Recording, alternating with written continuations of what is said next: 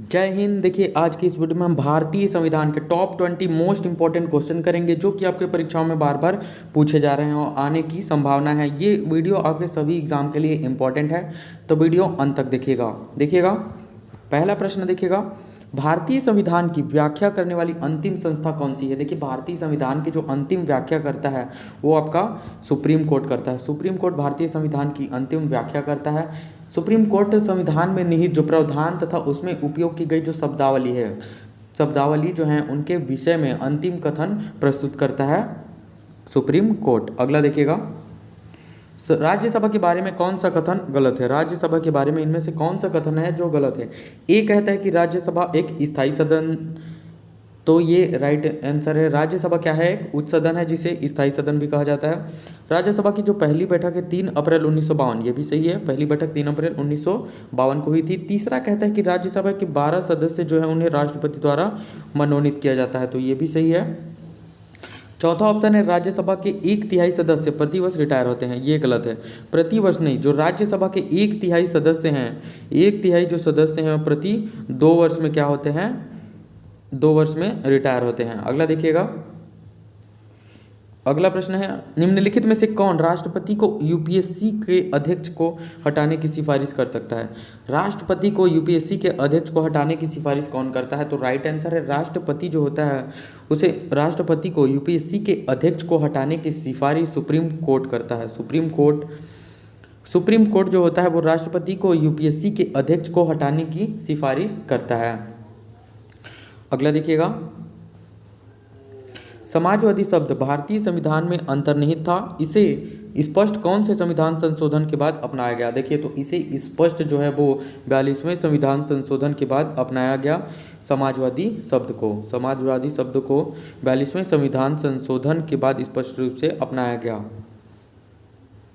भारत अंतर्राष्ट्रीय लोकतंत्र चुनाव प्रबंधन संस्थान कहाँ स्थित है। देखिए, भारत अंतर्राष्ट्रीय लोकतंत्र और चुनाव प्रबंधन जो संस्थान है वो नई दिल्ली में स्थित है। और अंतर्राष्ट्रीय लोकतंत्र और चुनाव प्रबंधन संस्थान इसकी जो स्थापना है वो चुनाव आयोग के द्वारा इसकी स्थापना 2011 में किया गया। अगला देखिएगा, अस्पृश्यता का अंत यानी छुआछूत का अंत भारतीय संविधान के कौन से अनुच्छेद में वर्णित है। तो अस्पृश्यता का अंत जो है वो भारतीय संविधान के अनुच्छेद 17 में वर्णित है, अस्पृश्यता का अंत या छुआछूत का अंत। अगला देखिएगा, निम्नलिखित में कौन सा अनुच्छेद जो है राष्ट्रपति के महाभियोग से संबंधित है। देखिए, राष्ट्रपति जो होता है उसके महाभियोग से संबंधित है अनुच्छेद 61 संबंधित है राष्ट्रपति के महाभियोग से। अगला देखिएगा, भारत में कितने प्रकार के आपातकाल हैं। देखिए, भारत में मुख्य रूप से 3 प्रकार के आपातकाल हैं। जिसमें एक तो है जिसमें एक आपातकाल है सशस्त्र विद्रोह।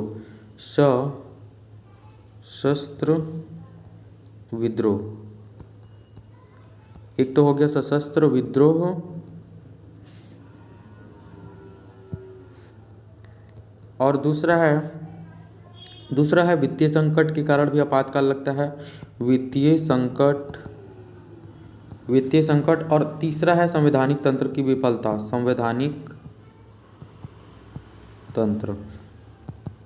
ये 3 प्रकार हैं जिसके कारण भारत में आपातकाल लगता है। तो सशस्त्र विद्रोह या बाहरी विद्रोह के बाहरी आक्रमण, जैसे कोई विदेशी देश जो है वो भारत में आक्रमण करता है, जैसे चाइना ससुरी क्या किया, भारत में आक्रमण कर दिया, तो इससे क्या हो जाएगा, सशस्त्र विद्रोह कहेंगे या फिर बाहरी आक्रमण, इसके कारण भी आपातकाल लगता है। दूसरा है वित्तीय संकट, यानी भारत की जो इकोनॉमी है वो गिर गई, भारत की इकोनॉमी क्या हो गई, गिर गई, तो जिसके कारण आपातकाल लगता है, ये दूसरे हो गए। और संवैधानिक तंत्र की विफलता के कारण क्या होता है, आपातकाल लग जाता है। अगला देखिएगा, निम्नलिखित पर ध्यान दीजिएगा, लोकसभा, राज्यसभा और तीसरा विधानसभा सदस्य। तो ये प्रश्न कहता है कि राज्यसभा का सभापति इनमें से किसके मतों से चुना जाता है, लोकसभा, राज्यसभा या फिर विधानसभा के सदस्य। तो राज्यसभा के जो उपराष्ट्रपति, राज्यसभा का सभापति जिसे क्या कहते हैं, उपराष्ट्रपति। राज्यसभा के सभापति को क्या, उपराष्ट्रपति कहा जाता है। तो उपराष्ट्रपति का जो चुनाव होता है वो लोकसभा और राज्यसभा मिलकर भाग लेते हैं। लोकसभा और राज्यसभा के जो सदस्य होते हैं वो क्या इसमें भाग लेते हैं, राज्यसभा के सभापति के चुनाव में।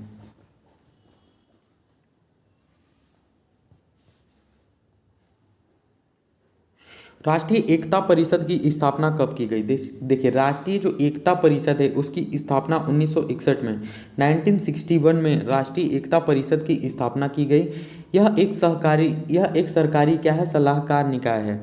ये एक राष्ट्रीय एकता परिषद सरकारी सलाहकार, एक सरकारी सलाहकार निकाय है, एक सरकारी सलाहकार निकाय है राष्ट्रीय एकता परिषद। और इसके जो अध्यक्ष होते हैं, इसके जो अध्यक्ष होता है वो पीएम होता है, यानी प्रधानमंत्री इसके अध्यक्ष होते हैं राष्ट्रीय एकता परिषद के। निम्नलिखित पर ध्यान दीजिए। मौलिक अधिकार, मौलिक कर्तव्य, नीति निर्देशक सिद्धांत, लैंगिक समानता का सिद्धांत इनमें से वर्णित है। मौलिक अधिकार, मौलिक कर्तव्य, नीति निर्देशक सिद्धांत, इनमें से किसमें जो लैंगिक समानता का सिद्धांत है वो वर्णित है? तो इसका राइट आंसर है option D, 1, 2 and 3, first, second and third, तीनों में ही क्या लैंगिक समानता, तीनों में ही लैंगिक समानता जो है वो दिया गया है। देखिएगा, लैंगिक समानता कहने का अर्थ है जो महिला और पुरुष हैं, जो महिला और पुरुष हैं उनमें क्या होगा, समान अधिकार, उनको एक समान अधिकार मिलेगा। वन्य जीव संरक्षण भारत में किसके अंतर्गत आता है? देखिए, वन्य जीव जो संरक्षण है वो भारत में मूल कर्तव्य, मौलिक कर्तव्य या मूल कर्तव्य के अंतर्गत आता है वन्य जीव संरक्षण। और इसका उल्लेख जो मौलिक कर्तव्य है उसका उल्लेख अनुच्छेद 51, अनुच्छेद 51A के, अनुच्छेद 51 के जी में, अनुच्छेद 51 के जी में वर्णित है वन्य जीव संरक्षण, जो कि मौलिक कर्तव्य के अंतर्गत आता है। निम्नलिखित में क्या नागरिकों का मौलिक कर्तव्य नहीं है? संविधान का सम्मान करना, ये तो नागरिकों का कर्तव्य है। राष्ट्रगान का सम्मान करना, ये भी नागरिकों का मौलिक कर्तव्य है। राष्ट्रध्वज का सम्मान करना, ये भी नागरिकों का मौलिक कर्तव्य है। सरकार का सम्मान करना, ये नागरिकों का मौलिक कर्तव्य नहीं है। आपने देखा होगा, अभी मान लीजिए कौन सी सरकार है, अभी बीजेपी की सरकार है, भारत में बीजेपी की सरकार है, तो कांग्रेस है वो क्या करती है, हमेशा विरोध करती रहती है, यानी उसका सम्मान नहीं करती। तो ये क्या हो गया, सरकार का सम्मान नहीं करना, तो ये राइट आंसर हो जाएगा इसका। अधिकारों और न्यायिक समीक्षा के बिल को निम्नलिखित किस देश के संविधान से लिया गया है? देखिए, न्यायिक समीक्षा और अधिकारों और न्यायिक समीक्षा का जो बिल है उसे यूनाइटेड स्टेट अमेरिका के संविधान से लिया गया है, न्यायिक समीक्षा के बिल को। आंध्र प्रदेश की स्थापना कब हुई? देखिए, आंध्र प्रदेश जो है उसकी स्थापना 1956 में हुई और भाषा के आधार पर गठित पहला राज्य, भाषा के आधार पर गठित पहला राज्य है, पहला राज्य। देखिए, आंध्र प्रदेश है, आंध्र प्रदेश भारत भाषा के आधार पर गठित पहला राज्य है। सोशल ऑडिट के निदेशालय की स्थापना करने वाला भारत का पहला राज्य कौन सा है? देखिए, सोशल ऑडिट के निदेशालय की स्थापना करने वाला जो भारत का पहला राज्य है वो है आंध्र प्रदेश। आंध्र प्रदेश है सोशल ऑडिट के निदेशालय की स्थापना करने वाला पहला राज्य। भारत में इलेक्ट्रॉनिक वोटिंग मशीन पहली बार किस राज्य में प्रयोग की गई थी? देखिए, भारत में इलेक्ट्रॉनिक वोटिंग मशीन जो है वो पहली बार केरल के परूर विधानसभा में, केरल के कौन से, परूर विधानसभा, केरल के परूर विधानसभा में